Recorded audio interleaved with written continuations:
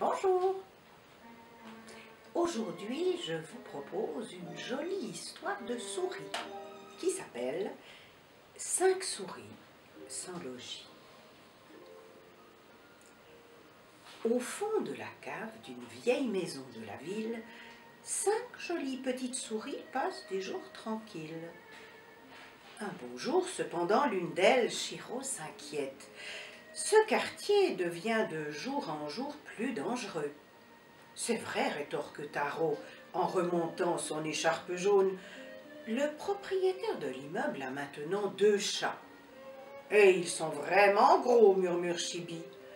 Nous devrions peut-être déménager, conclut Gur. Sitôt dit, sitôt fait.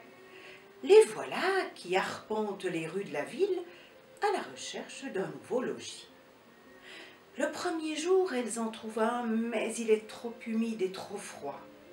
Le jour suivant, elles en repèrent un second très agréable, mais d'autres souris s'y sont déjà installées. Un jour, en se glissant par un tuyau sous une clôture, elles découvrent un immense terrain vague d'une montagne d'objets. Tout d'abord, elles reniflent autour d'elles, puis elles écoutent à l'affût du moindre bruit. « Tout va bien ?» demande Gur. « Tout va bien, il n'y a pas de chat ici. » Et elle monte à l'assaut du grand tas d'ustensiles. « On dirait une véritable montagne au trésor, » dit Taro. « Et quel trésor! Des clous et des vis rouillées de tous côtés, une scie, une tasse cassée, même une vieille horloge, sans oublier des billes de verre qui plaisent tant à Taro. « Regardez, je crois qu'on peut trouver notre bonheur ici, » s'écrie Kuro. « Nous allons construire notre logis, ici, exactement là. » Elle se met aussitôt au travail. « Pour avoir plus de chaleur, construisons en hauteur, » affirme Kuro. « Nous aurons donc besoin d'une échelle, » remarque Chiro, la scie déjà à la main, tandis que Gur sort l'horloge du tas d'objets avec l'aide de Taro et de Chibi. Tous travaillent avec tellement d'enthousiasme. « Il ne manque que le toit, » disent les 5 souris d'une seule voix.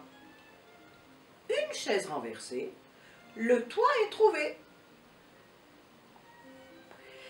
Mais il reste encore tant à faire. Elle coupe et découpe, pousse et tire, lie et délie, combinant entre eux une quantité invraisemblable d'objets.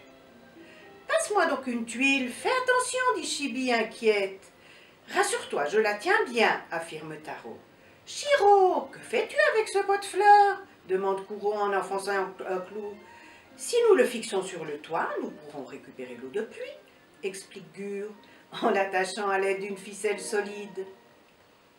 Il suffit d'ajouter un tuyau au bas du pot et la douche est prête, se réjouit Kuro.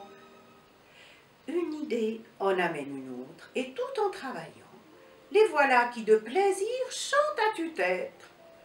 L'horloge fera un parfait garde-manger, dit Gur, fier de son idée. Nous installerons notre cuisine juste au-dessus. Du restaurant voisin, elles apportent des tas de provisions et les rangent sur leurs étagères. Ici le fromage, là le jambon, et là les saucisses suspendues au plafond. « Qu'allons-nous faire de cette lampe ?» demande Taro. « Pourquoi pas une tente dans laquelle on pourrait se reposer ?» propose Chibi. « Tu aimes tellement faire la sieste ?»« D'accord, » dit Taro. « Et pour que ce soit encore plus beau, construisons les murs en y mettant également des billes de verre. » Le soleil brillant à travers les billes colorées donne à la pièce une lumière magique. Aucune des souris ne peut s'imaginer faire sa sieste ailleurs que dans cette pièce. Regardez ces vieilles roues de vélo. On devrait en faire quelque chose, s'exclame Taro. J'ai une idée. On va en faire une grande roue, suggère Kuro. Oui, quelle bonne idée. Le vent fera tourner notre manège tout près de la maison. Qu'est-ce qu'on va s'amuser, souffle Chiro. Toutes en travaillant, chantonnent et fredonnent une chanson, tant elles sont heureuses. Un beau jour, tout est enfin fini. Elles ont réussi. Leur logis est prêt. Le toit est fait d'une chaise, la cuisine et la réserve d'une vieille horloge et la salle de bain d'une boîte à gâteaux vide. Tout est parfait. Un petit train passe juste au-dessous de leur maison et juste à côté, la grande roue tourne au gré du vent. C'est vraiment une maison de rêve pour les 5 petites souris. Lorsque la nuit tombe, épuisées, elles se glissent dans leur lit fait d'étranges objets. C'est alors que soudain, elles entendent un grand cri. Miaou! C'est un chat, un énorme chat qui s'est retrouvé pris dans les fils tendus à cet endroit-là. Il miaule terriblement. « Nous allons devoir nous défendre, dit Kourou, d'une toute petite voix. « Attention, ne t'approche pas, il va te dévorer, dit Chiro. « Mordons-lui la queue pour qu'il se sauve, propose Taro. « Non, proteste Chibi, il ne peut pas bouger, nous savons bien, nous, ce que ça signifie d'être pris au piège. Et si nous ne faisons rien, il va mourir. » Elle a raison, dit Gur. « Allons, au travail. » Ensemble, elles rongent la corde pour libérer le chat du piège qui le retient prisonnier. Celui-ci, tremblant de peur, les regarde longuement. « Oh, merci, vous m'avez sauvé la vie, dit le chat. Je n'aurais jamais pensé que les souris avaient tant de courage. Aucun chat au monde n'a la chance d'avoir des amis comme vous. Merci, je n'oublierai jamais ce que vous avez fait pour moi. » Et c'est ainsi qu'en face de leur logis, les souris ont maintenant un chien de garde.